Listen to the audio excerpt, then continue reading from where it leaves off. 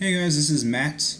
I feel a little bit guilty liking My Hero Academia as much as I do. Not because there's anything wrong with it, but because it's a normie show. It's one of those animes that people who don't care about anime watch just so they could pretend to like anime. I'm a bit of an elitist, so I take issue with that, and I feel a little bit bad saying that it's one of my favorite shows right now. But in the end, I shouldn't stop liking something just because it's too popular. I mean, it's still better than 99% of American shows right now, animated or otherwise, so I shouldn't let a few normies ruin it for me. So, I wouldn't say I like season two or season one more than the other. I'd rank them about evenly because they both have their pros and cons. First of all, the theme songs in season two aren't nearly as good as season one, and I don't know if there's some good reason why Japanese cartoons change their theme songs so often. But I feel like the ones for season two were a downgrade. On the other hand, the end credit sequences were a lot better this year. So again, it's kind of hard to compare the two.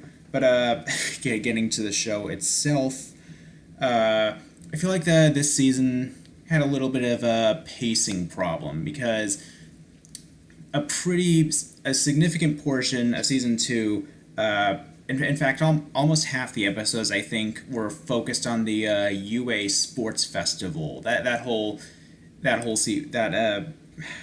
sequence went on for way too long, and it's not that any of the sports festival stuff was bad. In fact, all the episodes were fine. It's just that there were too many of them.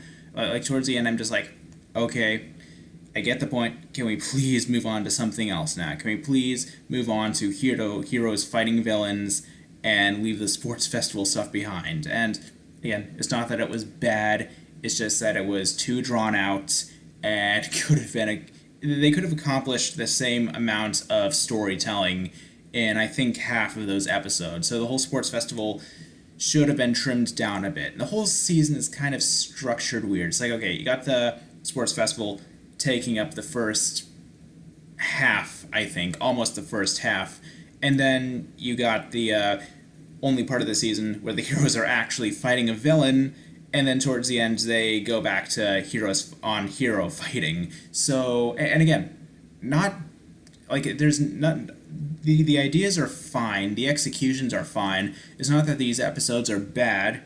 It's just that the structure is kind of weird. So it's hard just for me to say season two is better than season one, even though it improved on some points. Pretty big complaints about season one that I think was kind of corrected this time was Deku's character. I've heard a lot of people say he was too emotional, too whiny, cried too much in season one.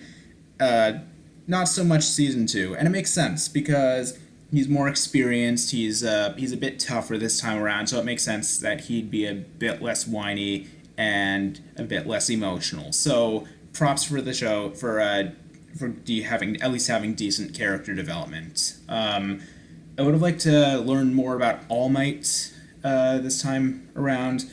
I mean, we do learn a little bit about the origin of One for All, which is all good. But I would have liked to learn more about him as a person, and I'm sure that's coming up in future episodes. So it's not like I'm not worried about him being underdeveloped. It's just since he's so integral to the series, I think that every season should spend a decent amount of time fleshing him out. So All Might was not really disappointing, but I just would have liked to see more. We got to see more of Aida this season, and that's great because he was one of my favorite parts of the first season. Again, it's nice to have a OCD character portrayed in a positive light. I can relate to that for obvious reasons. Todoroki also got more development, and a lot of people have correctly pointed out that he's basically a good guy version of Prince Zuko from The Last Airbender. So yeah, I got mixed feelings about Todoroki because on one hand, I like his character a lot. On the other hand, plagiarism is bad. On the other hand, I like his character. And I can't deny that MHA is kind of derivative in certain ways because the whole premise of the show is kind of lifted from Sky High, which is a Disney movie that almost no one remembers. One of the main characters on the show is basically Prince Zuko from The Last Airbender. He's basically Zuko if he was always a good guy and never went through a villain phase. That's what he is. So, hashtag plagiarism is wrong. But on the but I joke around. I can appreciate the show even if it's overly derivative in some ways. I still really don't like Bakugo, and it's not that I have a problem with characters being assholes. Okay, I can gravitate towards anti-heroes just fine. It's just that there's almost nothing to like about Bakugo. I mean, this season they spent a bit more time showing him to be intelligent, which is good and all, but I can't like someone just because they're intelligent. They need more than that. So, I guess it's nice that they had one of the, one of the heroes on the show be a pretty straightforward asshole. I think that was ballsy of them, but at the same time, they went too far with it. It's like, if you're gonna have a recurring character be a dick all the time, you have to give the viewer some reason to sympathize with them, and I haven't seen that yet. So maybe future seasons will turn that around, but that's the way it is. I do not get a Bakugo's appeal, and I hope that the comments for this video aren't bombarded with angry Bakugo fangirls. I'm sorry if I pissed you off. But another major problem with season 1 was that the villains were pretty weak. It's like most of the heroes were fine. It's like if you like stories about good guys, you're going to enjoy this show a lot. But if you want good balance between heroes and villains, you're going to be a bit disappointed.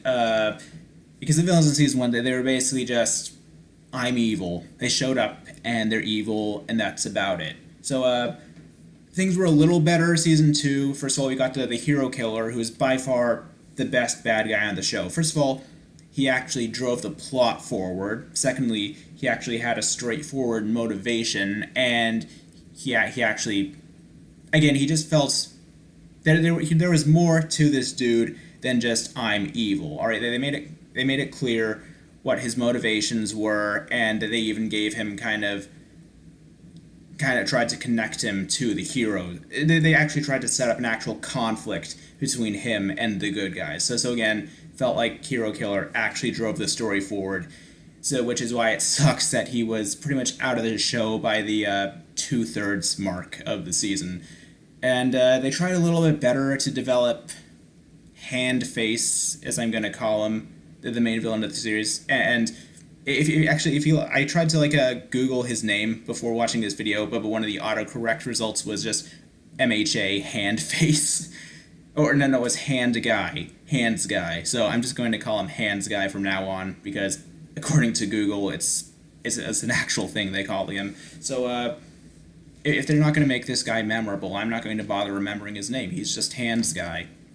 And again, they at least tried to make him a bit more fleshed out this time around. They tried to give him more of a motivation, but it wasn't enough. So pretty much all the bad guys for a series, except for one who's only in about half of the episodes, kind of fell flat. This is a show about good guys 90% of the time. It's about good guys and good guys fighting other good guys. So so that's definitely something they have to work on.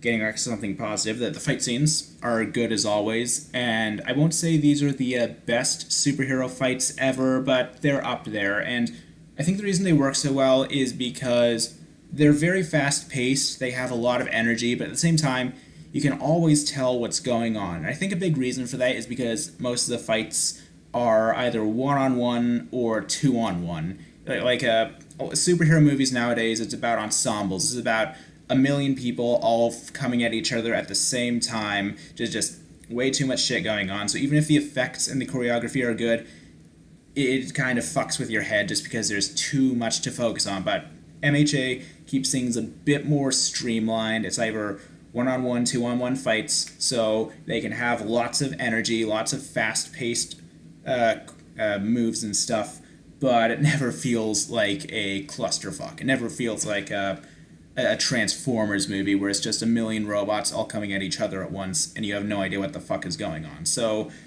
Uh, so the fights are good. The character development is good. Now, none of the episodes are really bad. I wouldn't pick out any single episode in this series and says I don't like it. It's just that the pacing was weird, the structure was weird, and most of the villains still kind of suck. So, overall, it's not perfect, but it's still definitely one of the best cartoons being made right now, if not the best. So, those are all my thoughts. Thanks for watching, and be sure to subscribe. Good night, everybody.